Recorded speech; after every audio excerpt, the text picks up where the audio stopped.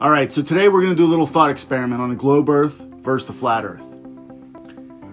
And if you're in New York City and you wanna go to London, the plane will get you there in about 7 hours and 10 minutes.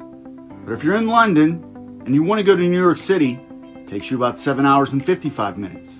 About 45 minutes difference. It's the same exact distance. Why would it take a different amount of time?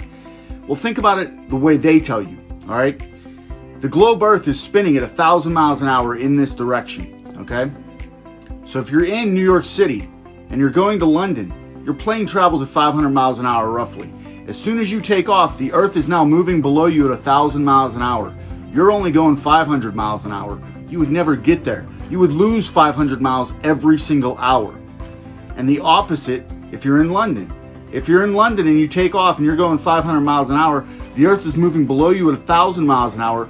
Basically, you're moving at about 1,500 miles an hour towards your destination. You get there much faster, yet it takes longer from London to New York City than it does from New York City to London. Why doesn't it make sense? Because this doesn't make sense.